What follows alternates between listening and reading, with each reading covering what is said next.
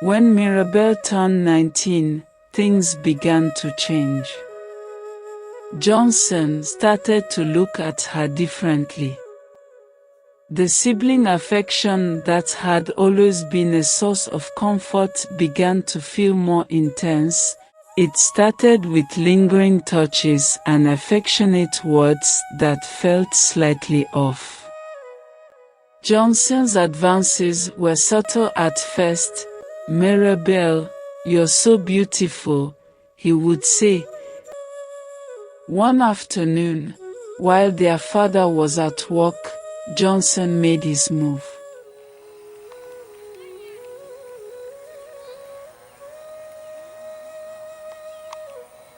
Whatever you do in this life, always remember that the end justifies the means. Listen to the story of Mirabel and his elder brother Johnson. Mirabel grew up in a small, quiet town, the kind of place where everyone knew each other's business. Her family was a tight-knit unit, consisting only of her father, her elder brother Johnson, and herself. Their mother had died giving birth to Mirabel, leaving a void in their lives that they learned to navigate together. Johnson was 7 years older than Mirabel, and from a young age, he had taken on a protective role. He was her confidant, her guide, and in many ways, her surrogate parent while their father worked long hours to support them. The bond between them was strong, built on years of shared experiences and mutual reliance. When Mirabel turned 19, things began to change. Johnson, now 26, started to look at her differently.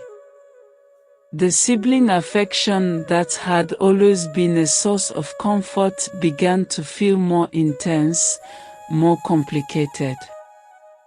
It started with lingering touches and affectionate words that felt slightly off. Johnson's advances were subtle at first, testing the boundaries of their relationship. "Mirabel, you're so beautiful," he would say, his gaze lingering on her longer than necessary. "Any girl would be lucky to have you." Mirabel, naive and deeply trusting of her brother, didn't recognize the shift immediately. She found herself drawn to him, confused by the mix of familiar love and the new, unsettling emotions stirring within her. One afternoon, while their father was at work, Johnson made his move. He had been pushing the boundaries more each day, and Mirabel found herself unable to resist his advances. His words were persuasive, his touch insistent. "This is our secret," he whispered, his voice a mix of urgency and tenderness. "No one needs to know. It's just us, Mirabel." Caught between her love for her brother and the growing sense that something was deeply wrong, Mirabel succumbed. Their relationship crossed a line that day, a line that once crossed could never be undone. Johnson convinced her that what they had was special, unique, something beyond the comprehension of the outside world. Over time, Mirabel's initial resistance gave way to a deep, consuming love for her brother.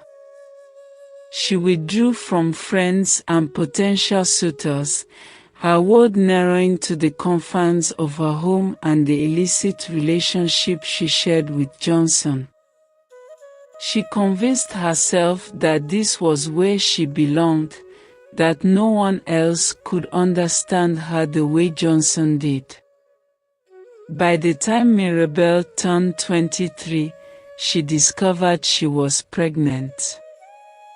Johnson told her never to mention his name, otherwise they would be banished from the village. When asked about the father, she refused to say, fearing the scandal and repercussions.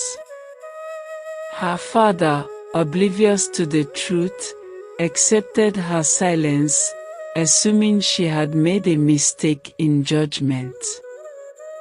Johnson stood by her, but their relationship grew strained under the weight of their secret.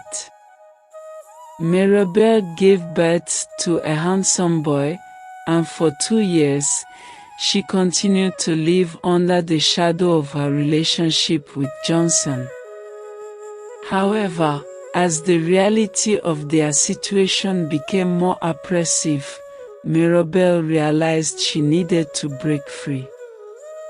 She forced herself to leave because she had realized that irrespective of how they love each other, the tradition will never allow them to marry, and now she really wants to settle down and find a man she can proudly call her own. Finally, she found a charming and caring man, but along the line her husband-to-be insisted she leave her son behind.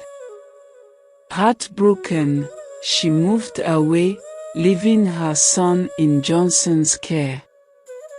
Life moved on, and Mirabel's new marriage brought her 3 daughters, but no peace. Her husband, unaware of her past, was loving but strict, and the absence of her son weighed heavily on her. Meanwhile, Johnson married, but his marriage was childless. Johnson and his wife raised Mirabel's son as their own, the child a living reminder of the secrets they kept. Years passed, and the complexities of their past continued to haunt them. Mirabel watched her daughters grow without a son, and each and every day her husband kept threatening to send her back to her father's house if she can't give him a son. Johnson, too, was tormented by the choices he had made, the lines he had crossed, and had realized that it was his evil act towards her sister kept him childlessness.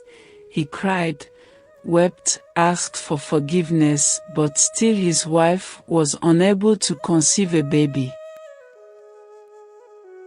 One day unexpected happened. Mirabel's husband gave her only 2 options if she really wants to stay in his house.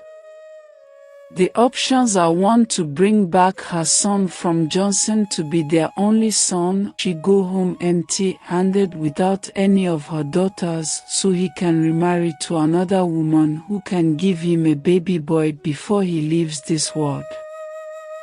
This gave Mirabel sleepless nights, and she lost a lot of weight within some days, but finally she decided to confront her elder brother Johnson and demanded that she is coming back to take her son forever.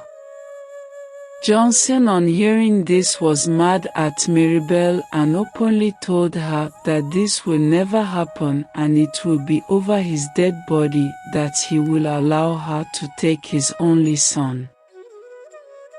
The heat was too much on Mirabel, to the extent she had no choice than to threaten her elder brother Johnson that she would tell the whole world what happened and how he lured her into committing such evil act. With this threat, Johnson got more furious and called her younger sister to come back home so that they would settle things amicably. On the next day, Mirabel arrived home and Johnson was seated with their father and their only son.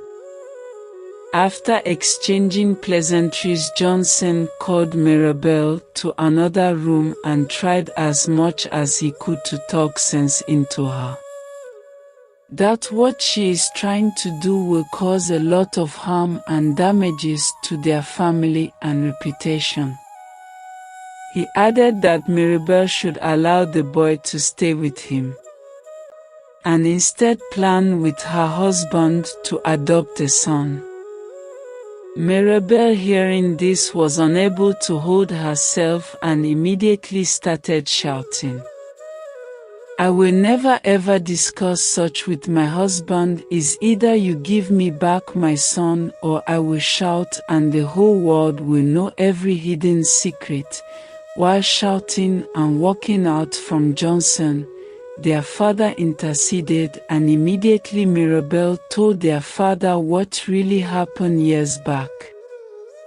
Each time he went to work and left her in Johnson's care, how he lured her into such evil act and got her pregnant for the boy, which his paternity she refused to tell him all this while.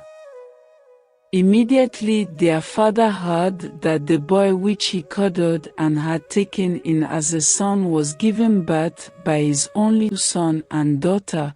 He fainted and passed away immediately, forbidding to witness such an evil act. Now both Johnson and Mirabel did not talk about the boy anymore because the worst have happened. The villagers gathered after hearing the sudden death of Johnson's father and later confronted Johnson and Mirabel, demanding to know what happened to their father, who was hale and healthy.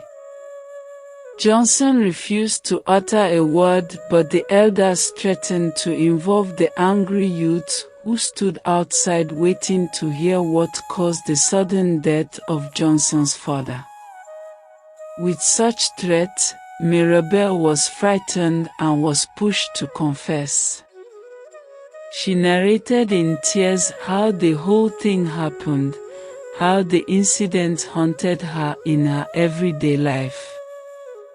Johnson immediately ran outside trying to escape, but was caught by the angry youth and was brought before the elders. The elders screamed after hearing about such an abominable act and passed their judgment immediately, requesting that Johnson should provide all the necessary items for the proper cleansing before they will continue to associate themselves with his family again, and failing to do so will make the whole villagers to banish them from their community and never to return again in their lifetime.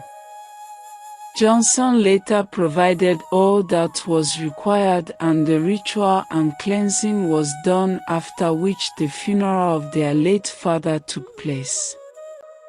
When Mirabel returned to her husband's house, her husband did not welcome her but rather asked her to leave immediately because he cannot accommodate such women who hide such evil and abominable acts throughout their stay as husband and wife. Mirabel left without any of her daughters. She picked her empty self and moved back to her father's house, but found the greatest shock of her life when she saw her son's lifeless body at home. Her whole world was shattered and it seems the world is against her. The only hope that brought her home is gone and now she can only smell death.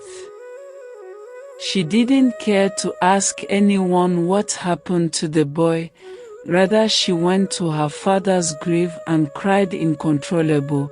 After asking for forgiveness from her father for sending him to early grave, she had decided on what to do, and during the night when everyone was asleep, Mirabel stood up and set the whole house on fire. Both Mirabel, Johnson and his wife were trapped and got burnt in that fire, and this is how the entire family was wiped because of Johnson's lust.